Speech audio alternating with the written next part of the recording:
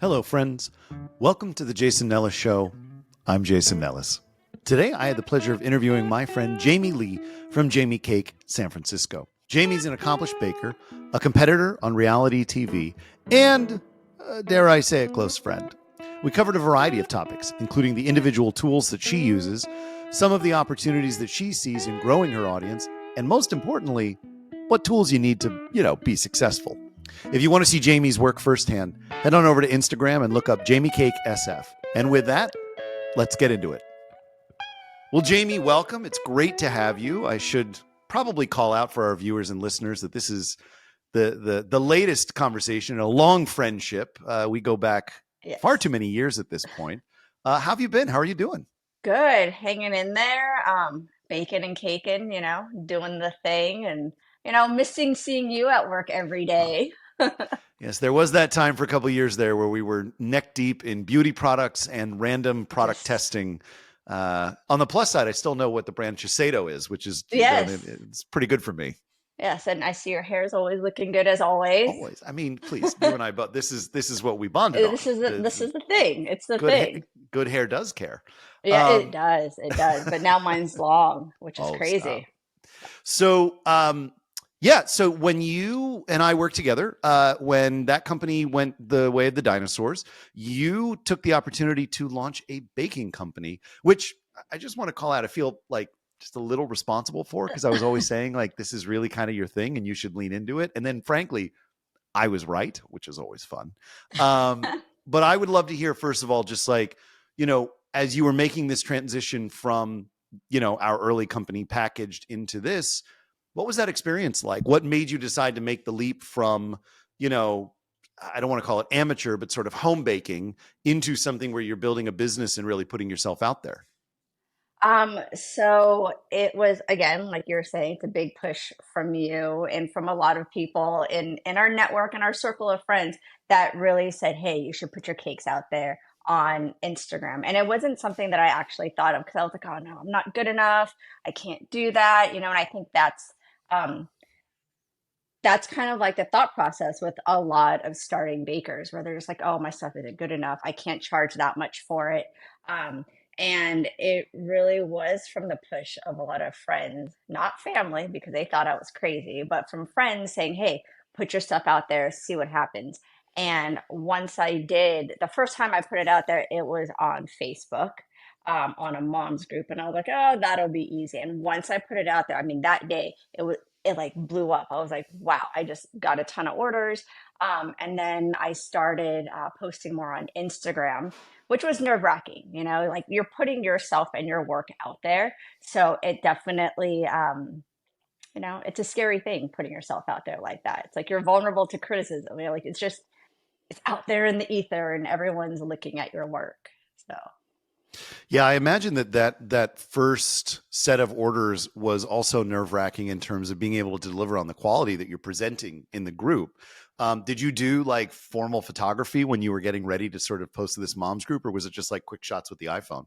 It was all quick shots with the iPhone, and it's still all done on the iPhone. It's done in natural light. Like I don't have any studio lights, so it's really hard to go from the kitchen to a studio where I'm taking any of the shots because the cakes are pretty heavy, and I don't want to be carrying them up and down. That fingers crossed all the time. But really, it's honestly, I tell people this. I went to the school of YouTube pretty much for everything, for photography, how to record something, how to bake something. I did go to school for a little bit for baking, but really with a lot of the decor, it's trial and error. I feel like like any other art medium. You're just, you learn the basics and then you iterate on that and you make it your own somehow.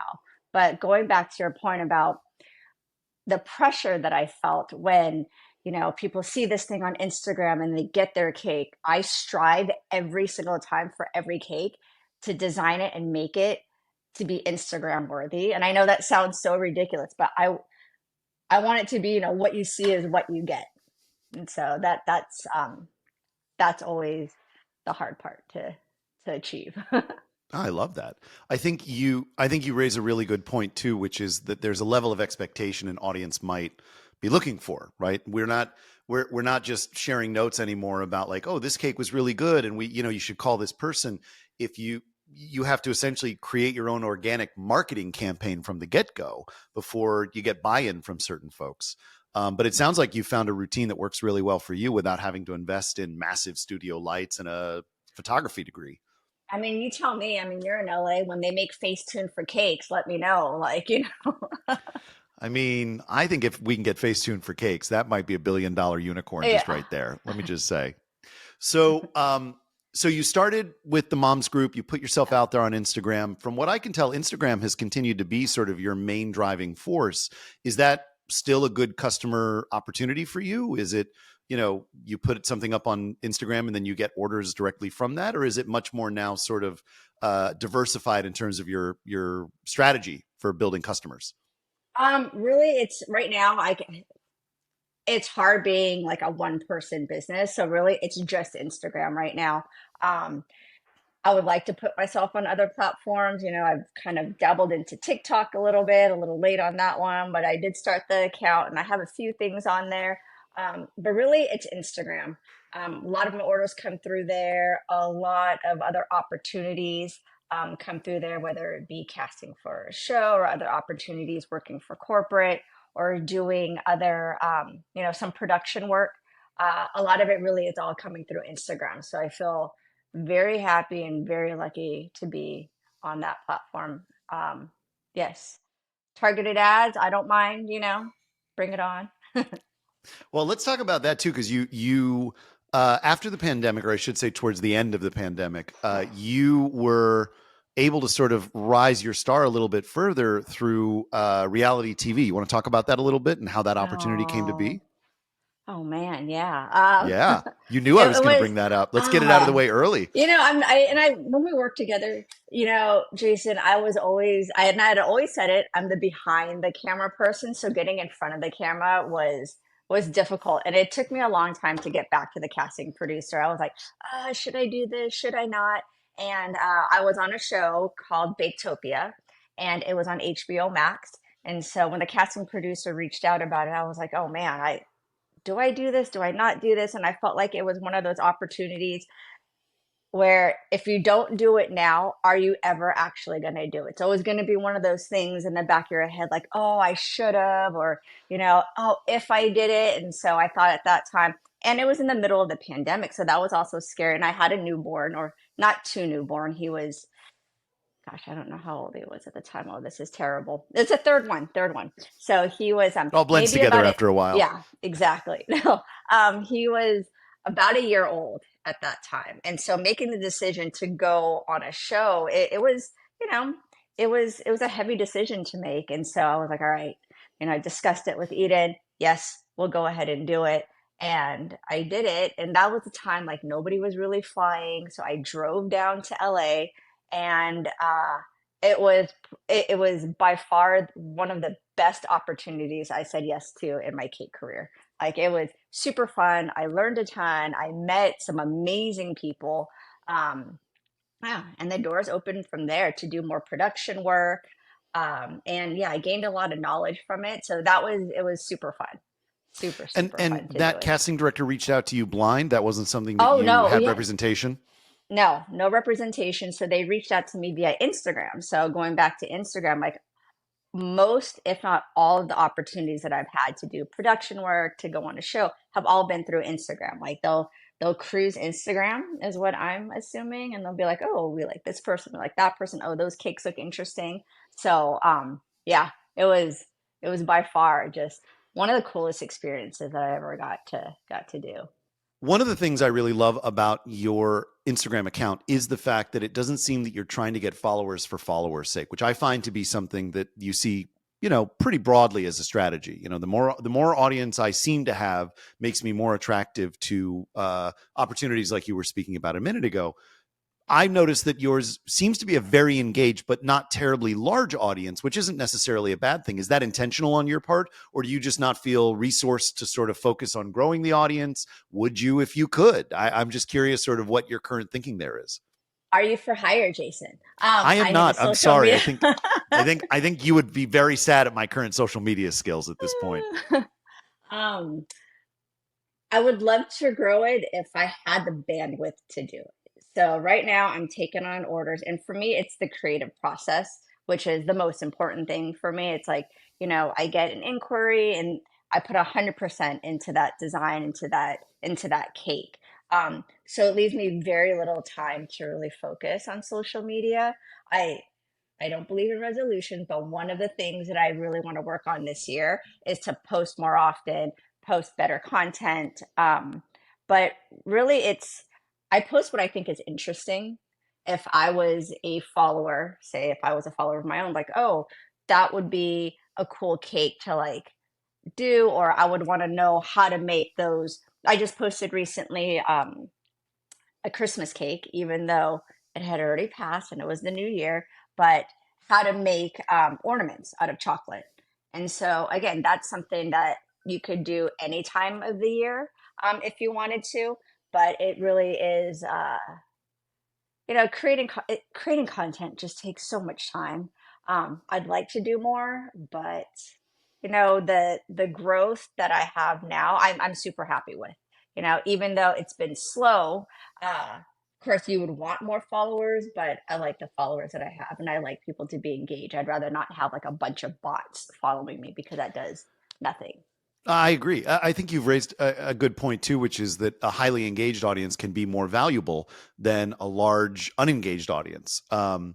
When you look at what's happening in the world of cake making online, baking, maybe even let's broaden it out to, food on Instagram in general, are there trends or sort of lines of thinking that are particularly interesting to you, or vice versa, things that you look at and go, why are we investing our energy in this? There's so much that you can do with cake, and I really look at it, I look at cake really like as art, right? Like there's so many different types of art. Like I'll try to incorporate pottery into it. Like right now I'm super into pottery, and like on my feed right now it's all pottery like just popping up, and I'm like, wow, those skills I can definitely incorporate into cake. So I don't think there's one particular trend.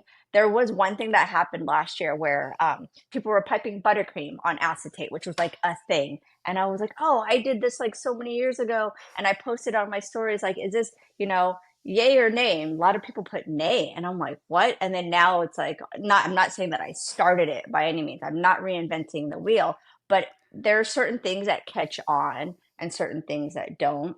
But I think really being authentic to yourself or whatever your style is and what you want to do, I think that should be the trend, honestly, because there's so many different types of cakes, different types of cake makers. People specialize in different things.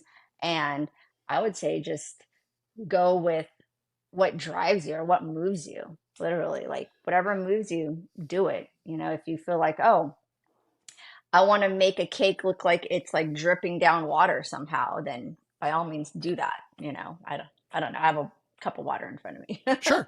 But I like the Yeah. artistic. Why not Yeah. take artistic inspiration from what's in front of you? I love that. Yes. Yes. Uh, I would love to call out for folks who are watching and listening that one of the great gifts you have given me and my family time and again is a cake.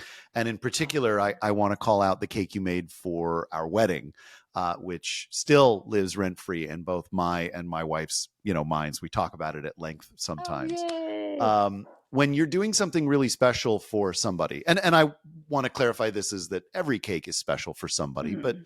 when you're beginning something that you know is going to have that kind of emotional resonance for the people who are going to eat it, how do you design it? So, not just the physical design, but also, the flavor, the different types of materials you use to actually make the cake. What kind of process do you go through to make sure that you're not only achieving what you want artistically, but what they're going to enjoy and find delicious? Right. So with every cake that I design, there is almost kind of like an interview process with the client. We sit down, we talk about their likes, and when I have a tasting with a client, it's not just, oh, tell me what you want the design. How do you want the design of your cake? I ask them about their story, or if it's a birthday cake, about their child's story. What's their favorite color? What's their favorite toy? Where have you guys been? And a lot of times, and I feel very lucky this way, where clients really give me a lot of creative freedom to create their cake.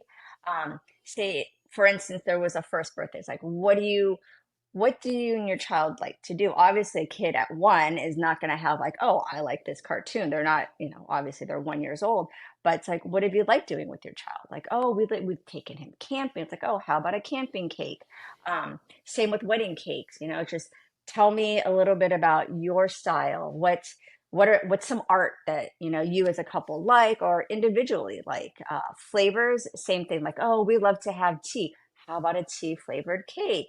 Or I'm from Santa Barbara and I really like the smell of lavender. Okay, well, how about I source the lavender from Santa Barbara as a tribute and as a nod to your family's heritage in Santa Barbara. I'll source that lavender and put that into the cake and make that, infuse that into your cream.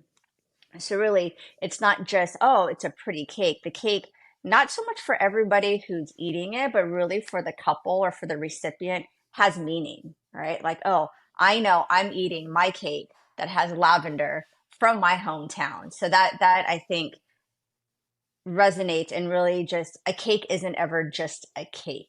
You'll have memories of that cake in a different way than, oh, it was a pretty cake to look at. It was just, it'll bring you back all those tastes and those memories. And, I know it sounds a little hoity toity for cake, but I mean, that's how I look at it. And that's how I think I would like to remember cake, even though I didn't even have a bite of my wedding cake when I got married. So I know. Wait, you I didn't? might have. Yeah. That strikes me as hilarious, Yeah, actually. I know.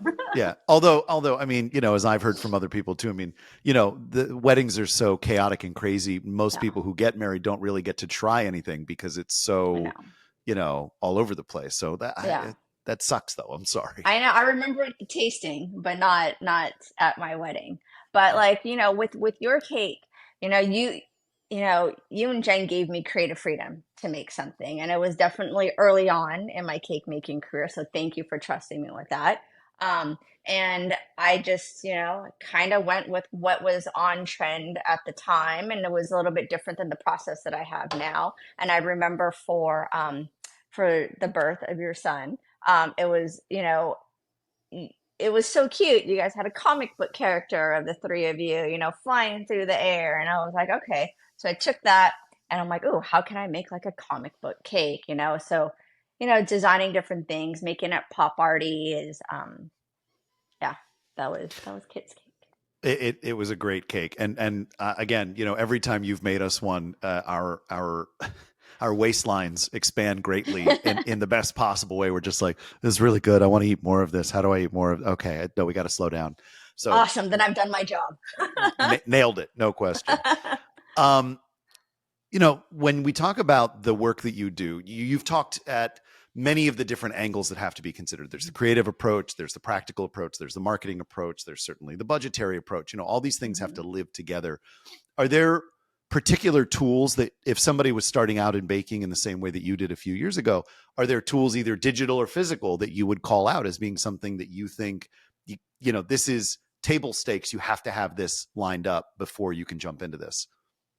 Funny because I just had that conversation this morning about what kind of platforms that we need to be on to make a business successful. And I think Instagram definitely, for any starting out business, because you really need to reach your audience, right? TikTok, if you have the time, but I don't. But I would definitely be on there if I did have the time. Um, and as far as physical tools, this is where I'm definitely a little bit more knowledgeable about than the digital. I would say a standing mixer is hands down the most important thing that you need to have. Nobody wants to be whisking by hand making cakes, so a standing mixer for sure.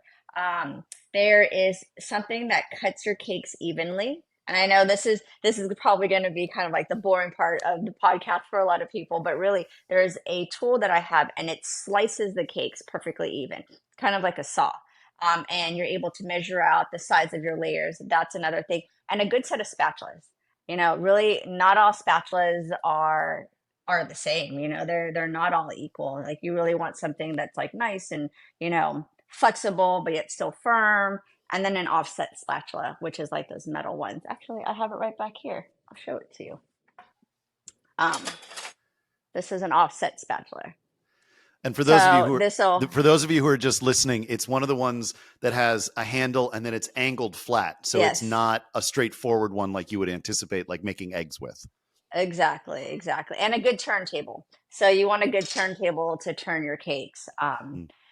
Something with ball bearings, preferably something not plastic, because plastic will get all greasy and gross and it's hard to wash. So those would be the main things starting out. And at all costs, bake with the best ingredients that you can. I like that. A Yeah. while ago, I interviewed Chef Mike Harris, who's a former McDonald's corporate chef turned superstar on the internet. And one of the things he talked about was that a chef's knife, right, is like the Yes. thing every chef has to have. Is there a Yeah. baker's equivalent? Is there one thing that like this is the thing I can't leave the house without if I'm baking a cake at somebody else's house? Oh man, that would be the offset spatula. Like Okay. 100% this. There is a different type of knife that we have for cake makers, and it's a cake knife, and that really helps cut your cakes nice and smooth. But it's also very long, so you're Mm. able to slice through cakes. But I would say, like the chef's knife, it would be the offset spatula for me, at least. It does a ton of different things. You can, with chocolate, if you were to pour out some chocolate, you wanted to push chocolate out and make it nice and smooth on a piece of acetate, offset spatula. You wanted to smooth out buttercream inside your layers, offset spatula. If you push comes to shove and you don't have a scraper and you need to put buttercream around a cake, offset spatula. You want to make pretty ridges around a cake, offset spatula. Yes, I can go on and on, but those are really like the big things with an offset spatula. Like yeah, I wouldn't know what to do. What I love about that answer is that I didn't anticipate it, right? Because for Yeah. So, me, if you'd said stand mixer, I'd be like, oh, that totally makes sense. You need your stand mixer. But I appreciate that. One of the things I really love about baking is that I can't do it. And I really appreciate that it takes, I can't. I have tried baking. You can ask anybody I've ever tried to bake for. It has not only everything sinks to the middle and then it's somehow also raw and burned at the same time and nothing comes out the way that it's supposed to.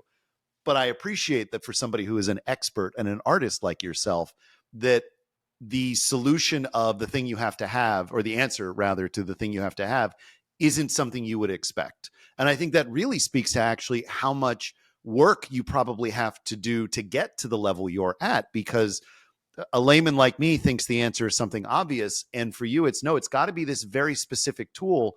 Otherwise, you're going to miss out on all the artistry and all the details. It sounds like is really what that drives more than anything else. yeah, I mean, really, it's like the chef's knife. It is the offset spatula to do a ton of different things. Yeah. Yeah, without it, you literally could not make a cake. You just couldn't. Period. Yes, you have your oven, you have your stand mixer. I mean, obviously, you need the oven. Can you still make a cake without a stand mixer? Totally. Could you without an offset spatula? Probably, but in order to cover a cake, I mean, are you going to use a butter knife? Are you going to use a spoon? Like, like all the different things to kind of like think about what you would do or how you would do it without. Actually, that would be a really good video.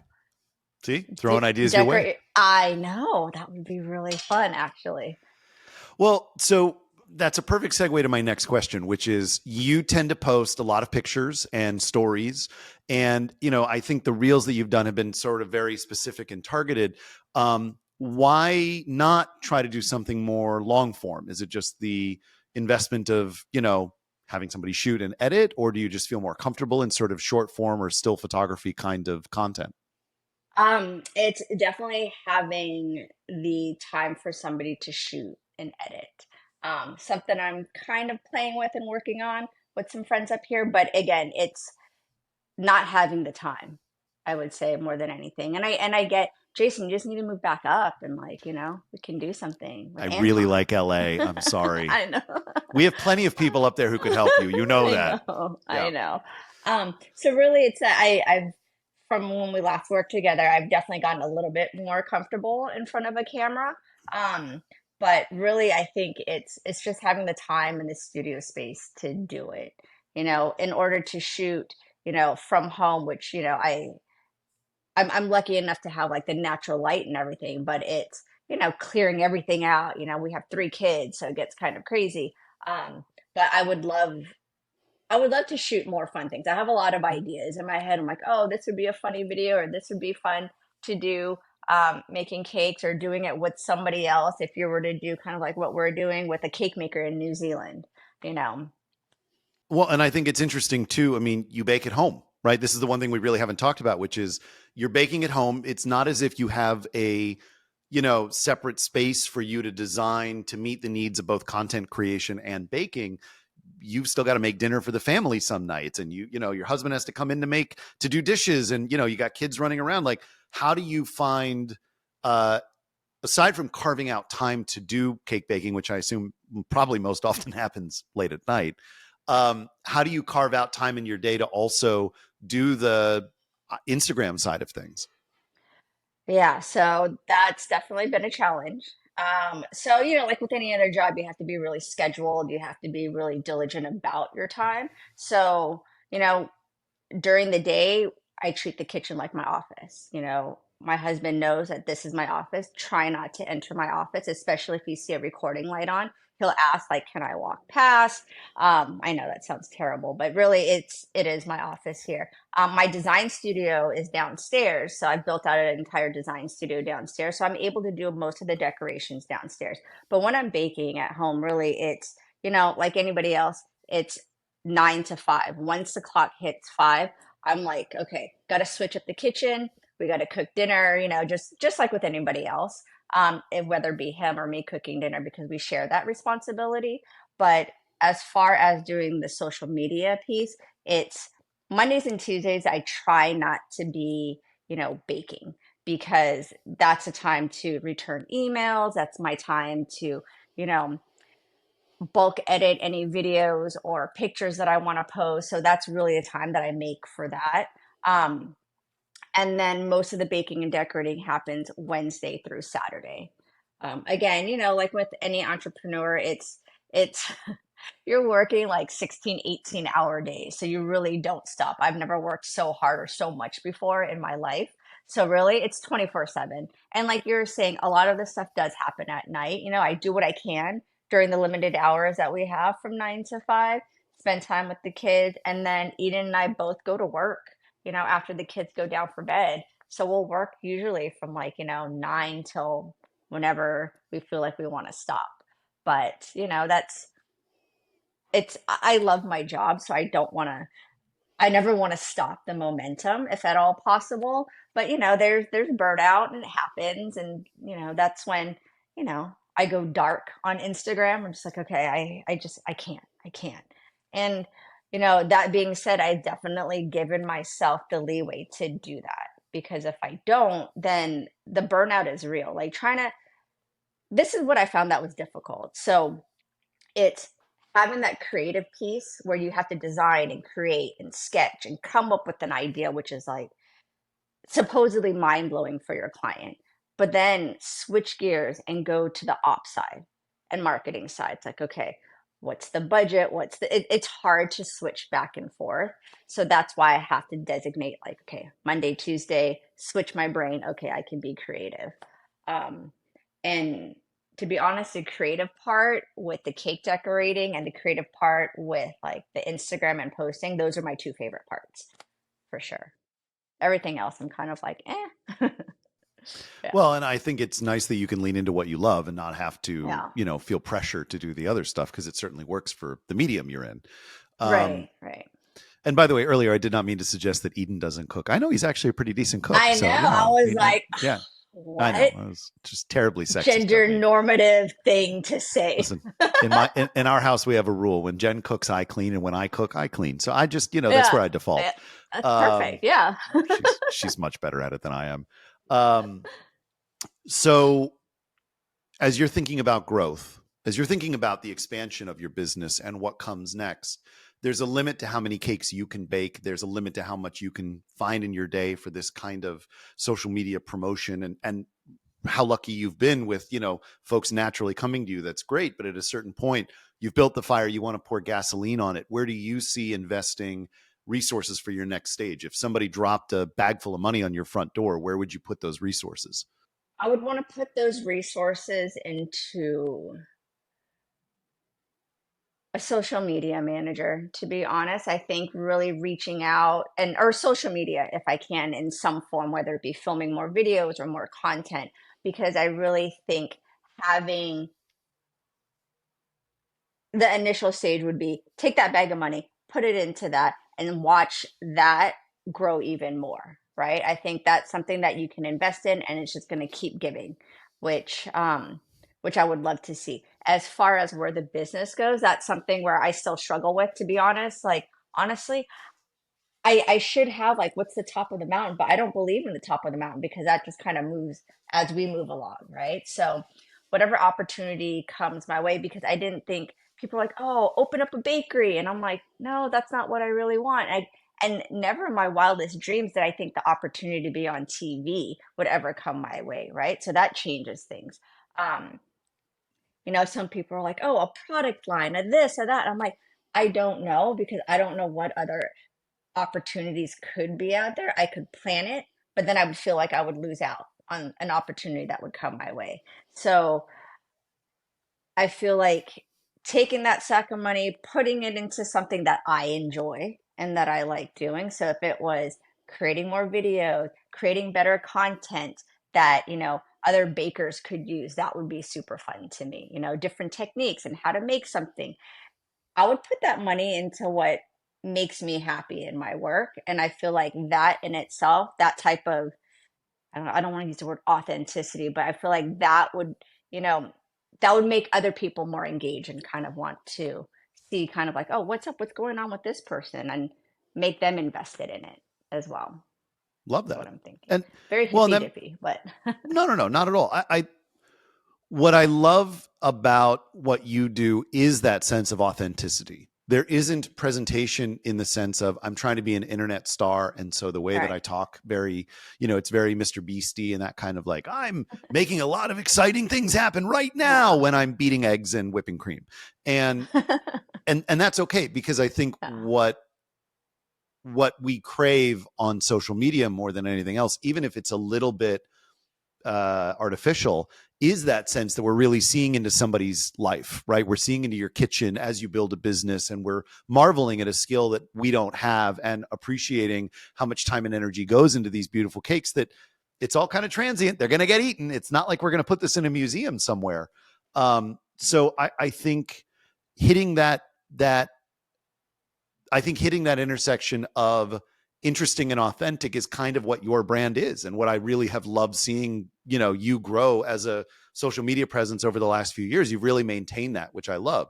Hearing that you would just invest in growing that and making that bigger, I think speaks to the heart of all the trends that are happening on social media right now, where even though we're still seeing, a lot of folks that are trying to present these big artificial lives of all this money and these big houses, like when those castles come crumbling down, the people that are left are the people who are like, no, I really built a thing and I really maintained that thing. And I think that speaks to you. And by the way, in terms of filming, we're in my living room. I don't have a studio. Like, it's okay not to have a studio. I think, Yeah.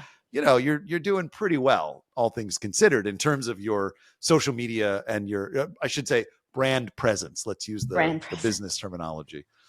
Yeah, and I think if you're doing what you love and you're putting out what you love, it's very field of dreams. If you build it, they will come. And I'm not trying, it wasn't like, oh, look at my cakes, I want to be famous. It's like, oh, I had friends like you that pushed me to go do it, that said, hey, you need to at least try to do this. And it's creating what I love. Like no matter what, it's, if I make a cake stand, and I'll DIY a cake stand for a client, there's DI, there's just so many different avenues where everything can go. Like really, even now, it's I have clients who say like, "Oh, can you remake my cake for me to celebrate for our anniversary?" Or, I'm like, "Oh, how about we do one better than that? How about I make an art piece for you that you can hang on your wall and you can, something just fell off the wall, funny, It that you happens. can Yeah. hang that you can hang on your wall and you can keep forever." So I'm starting to do some clay work and some plaster work and putting things, pieces of their cake or elements from their cake, remake it in plaster and they can have a piece of cake hanging on their wall. forever, where it doesn't look like cake, but it's a piece of art for them that they'll remember, forever. So that's something else I'm getting into. And, that it was just an idea that I had when a client asked, like, oh, can you help me save my top tier? And I was like, why do you want to do that? Let's do this instead. So it's really like, all these crazy brain farts that I have that kind of come up. I'm like, oh, how can we make this happen for them? And I'll document it, not in the hopes that like, oh, I'll get, tons of followers or anything, but I'm like, oh, this would be, I think it's cool. Why not put it out there? You know? Love it. Yeah. Yeah. If you were to start over again today, let's say we wipe the slate clean, and you've got to start over from scratch, where would you invest your energy? And I guess really what I'm asking is, if somebody wanted to start today and build something similar to what you've built, what would you invest in? I think the easy answer to that, of course, all your tools. Um, Everything that you would need to, your mixer, all of that, everything that we talked about before. But what I would invest in is, as much as you can, go ahead and learn everything that you possibly can from every creator that's out there. Because there is so much knowledge and so much information that's out there of how to do different things. And I'm not saying just saying with cake, I'm saying with art, with painting, with pottery. Like, feed yourself all of that knowledge, and then from there take all of that knowledge and all of those amazing the amazing work from all of those artists and make that your own. I think that's the most important thing. Initially it's like going to art school. You learn about all the artists that are out there, you practice their style of work, but in order to be successful at it, I think you really have to make it your own. Don't copy somebody, but make it your own. But there's so much to be learned out there, whether you want to temper chocolate, if you want to, what kind of buttercream you want to use. And I would say most of it's all experimentation. You find a base recipe, say for instance like a buttercream, you'll find a base recipe that you like, but you want to modify it to the sweetness that you like, to the flavors that you like. So I feel like, just be a sponge, and don't put yourself in a corner. And in the beginning I did that. I'm like, oh, I'll only do fondant cakes. And then I went to, oh, I'll only do buttercream cakes. And I'm not going to do anything else because I only want to do buttercream cakes. And then I was like, whoa, wait a second. I found this other cake designer, and they used fondant in a way that I've never seen fondant used before. And I'm like, I want to try this. And then I went back to doing fondant, right? And then you take that and then you make it your own. You add your own different, spin and style to things.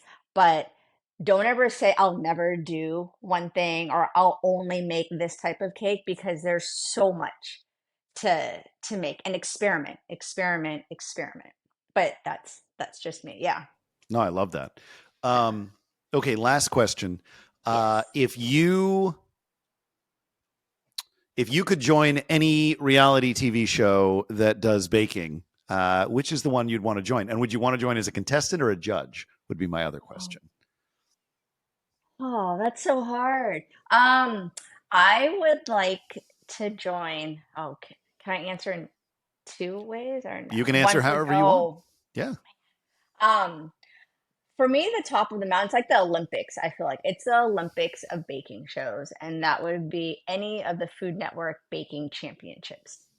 That I think is like, it's the Olympics, right? Like, it's the most watched like food show out there. So any of the holiday or baking championships, to be a judge, I would love to be a judge on the kids baking championship. Nice. Yes, the kids one. So cute, so awesome to see the kids like baking. That would be, yeah, that I would be dig it. really fun.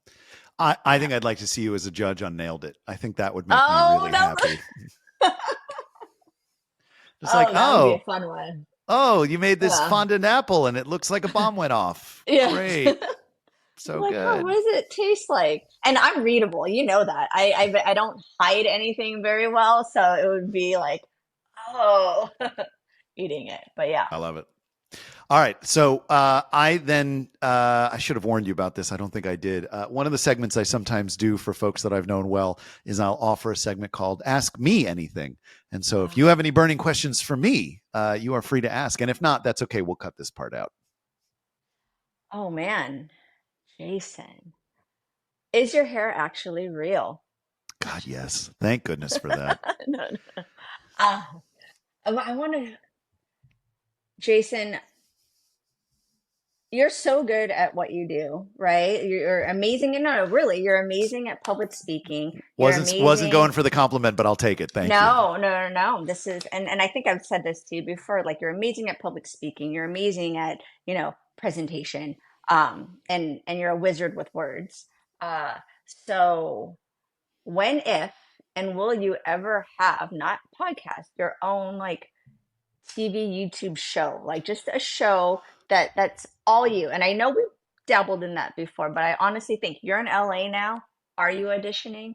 Are you going to get a show? No, I am not auditioning. No, I'm not actively seeking. Although, if a production company wants to pick this up, I would happily do that.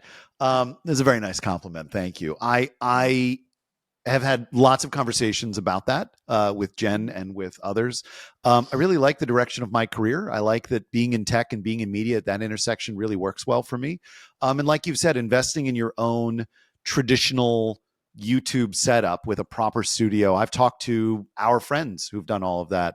Um, the hard part is the investment, and then the hard part after the investment is the growth. And you know, I got a family, I'm sort of on a path right now. What I really love is that this experience lets me have a little bit of both. And so, rather than trying to build the Jason Nellis show as some character who's doing Pee Wee Herman-esque ridiculous things, it's the Jason Nellis show where I get to interview smart people who are doing smart things, and Wow. I think I prefer that in the long term anyway. Well, my fingers are still crossed that I get to turn on the TV or, turn on Netflix and it's like, oh, there's Jason's show. I'm gonna check it out. Who's he I interviewing appreciate today? I appreciate that. Somebody, a good friend of ours, suggested that I need to become the next Miss Rachel, and I thought that's a version of me nobody wants to see. Nobody's like, "Hi, today we're gonna count." I can already feel people dropping off the video. You Anyway, would be so good at I'd it. be loud at it. I think that's what we can agree on. Jamie, this has been great. Thank you so much. Just as we wrap things up, is there anything going on in your world you want to call out for folks that they should be checking out?